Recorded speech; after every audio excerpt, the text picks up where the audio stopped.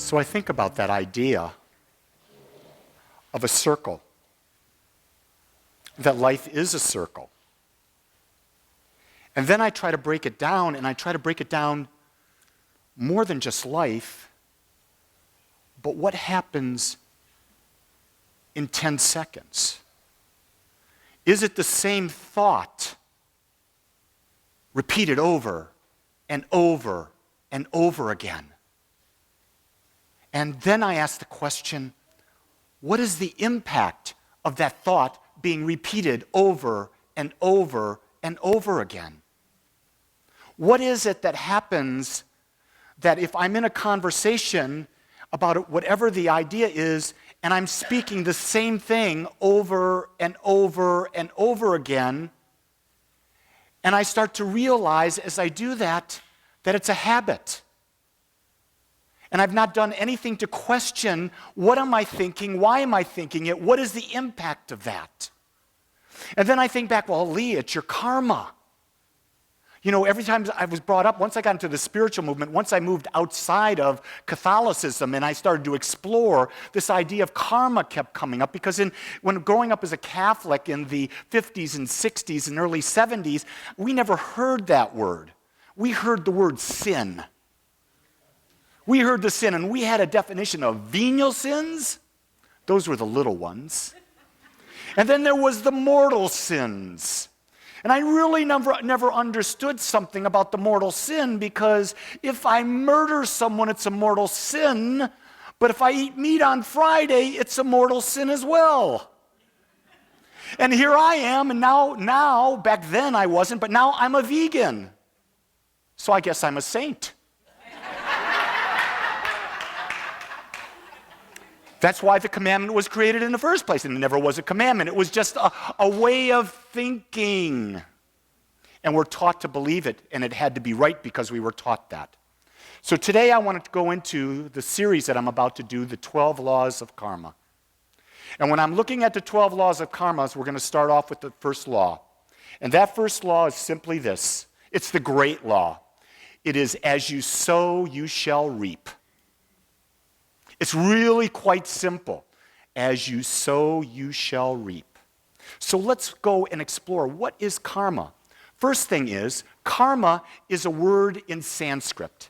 Sanskrit is probably the oldest still spoken language on the planet. And in Sanskrit, what I've come to understand as I study with the gurus in India is that more than the meaning of the word, it is the feeling, the sound of the word, the vibration of the word that enters into you. And this word karma is like a boomerang. In other words, you throw it out there and it comes back at you. So when you hear karma, so you're putting it out, and then it's coming back at you. Okay, you're hearing that. So what it's basically saying is every action has an equal reaction. So no matter what you're saying, what you're speaking, what you're doing, what you're thinking, there is a reaction that will come back at you. This is a law. This is the law of being uniquely human as we are, created out of the divine, having the power to create, which is through our words, actions, feelings, and alignment. That's what we use. We have the very creative power in us as that which created all that is, because we are unique individualizations of that. We are the microcosm of the macrocosm. It goes on and basically says whatever we speak, think, feel, and do initiates a force that responds directly to us. We initiate the force. Do you get that? No one else initiates the force. With this alone, you can no longer be a victim. Victim is a mentality of being not powerful. Victim is a mentality that you've bought into the aspect that you are separate, that you are an ego that is separate from everything else, but that's not who you are. And you know that at the core of all that you are, that's not who you are. You know that. And so when I go through it, and I think our thoughts and actions, they have responses, and they're both good and bad based on how we label things. So it's not just that we create the good in our lives, but we create the opposite of what we call good. You see, the law, that power to create, does not judge. It doesn't care. It simply creates and brings to us our mental atmosphere. You see, what's so great about that is that's where our freedom lies. Our freedom lies in the aspect that I, in any moment, have the ability to change my thought and create anew. I am not destined to repeat over and over, and I'm going to go to hell. Now, to a lot of other people, Lee is going to hell. But the beauty of hell is that it's a state of mind that we enter into when we're out of alignment with our desire, and we go back into when we're not living authentically as ourselves. What I find most interesting about as I examine my own journey on this, it's just so clear that when I feel a state of depression, separation, anxiety, anything like that, it's when I'm not feeling connected, when I'm feeling the ego Lee, the Lee that thinks it's all that he is. And so I just go with that. It makes me appreciate that I have a mind, and my mind is able to see when I am not feeling well, to see when my emotions are out of whack, and my mind has the ability to say, wait a second, let's question this, let's change this. I have that power. That's my freedom. So when I celebrate the 4th of July, which I celebrate every day, it's my freedom to think, not the way others want me to think, but the way I choose to think. It's known as the law of cause and effect. This is what we call it in religious science. This is what we teach. You put out a cause, there's an effect. It's a natural thing. It's natural. It just happens that way. So with that, here's the big one. No one can use this law for us. You have to use this law. Only you can change your life. Others can support you, but no one can use it. And we can give up our power by our lack of awareness, and that creates a victim mentality. So it's interesting. I know a family, not a part of our center. They're a very evangelical Christian, very, very deeply evangelical. And I've known them for 15, 20 years, and I've watched this family.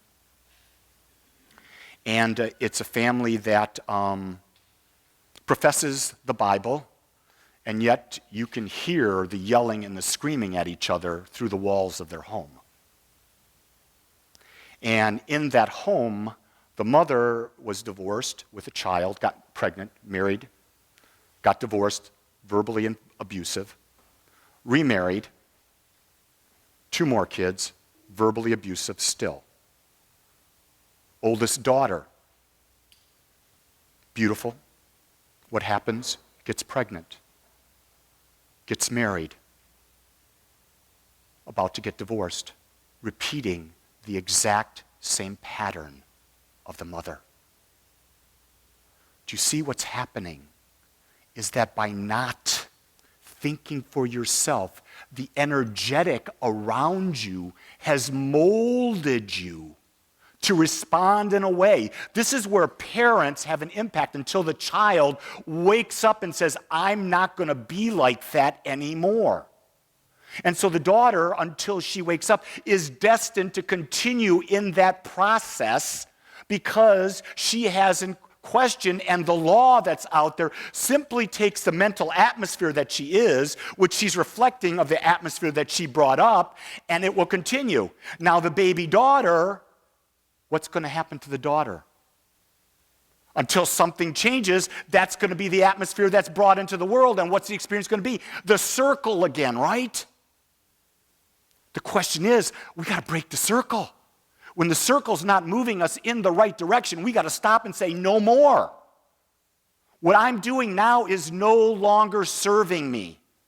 This is the real critical thing. If things are going wrong or not the way you want in your life, you've got to stop and say, what I'm doing is not working. And therefore, I am responsible for finding out how to change what I'm doing, thinking, acting, feeling, so I can have a different experience. That's the power of this teaching. But it's not easy. It takes work. It takes the ability to come out of the ego and to recognize when we are out of alignment with all that is. The effects from this law may not be immediate and therefore can be changed. That's beautiful. Think about that. So if you're having a crazy thought and you're saying some crazy things, the law doesn't immediately create that. There's time involved because it creates from your mental atmosphere, which is the sum total of all that you're thinking. So you have the ability, if you make a dumb statement or do a dumb thing, you have the ability to change, to reform, to modify, to erase it. Because when we do make those stupid statements, do those stupid acts, they're not bad. Don't beat yourself up. They're there to awaken us. There are signs to say, okay, wait a second, you've done this before, you don't need to do this again. I so get that. I can't tell you how many mistakes I made as a married husband. Now, as a single husband, I've made no mistakes. See, that's the ego right there. Did you hear the ego in there? I'm very aware that I was in my ego statement there. Mary's up here just giggling at me, knowing, oh, that idiot. Anyway, when I come from a place of connection, I have to see the connection in others. I have to see that my partner, my wife, has the same power that I have. And I have no control over how she uses her power. Likewise, she has no control over how I use my power. And so our relationship is based on the most beautiful concept of support and growing each other. That's why we stay in relationship. If you do not have the intention, the foundation of your relationship to support and grow each other, there's no purpose in being in a relationship. Because once you get through the infatuation stage, and everyone goes through the infatuation stage. That's what we want to live in all the time. We want to be in that infatuation stage. That's just not real. When you're in it, man, dig it. It is cool. I can go back. I'll fantasize about my infatuation stage. I'll fantasize about it with Jean and all the women before Jean because it brings a feeling into me. And that feeling reminds me that it's the creative power, it's the newness of a situation that gives you that. And so I then ask myself the question, okay, if I've committed for life to be with this person who's supporting and growing me, how can I create that same feeling of infatuation in other aspects of my life? And I found that by using my gifts to create in the world. So I'm taking that energy that would have been misused by my definition, and I'm using it to do great things. I get to use it as I create talks, as I create new articles, as I create new meditations, as I travel to India and learn new things, as I go to Peru and new things. I get juiced like that I get so high. Just get high because you get high naturally when you're focused on what's desiring to come out in you. I already have a trip planned for next June where we're going to this mountain in Tibet. And the guru and I and about 5 other people, we're going to go around the mountain at 19,000 feet.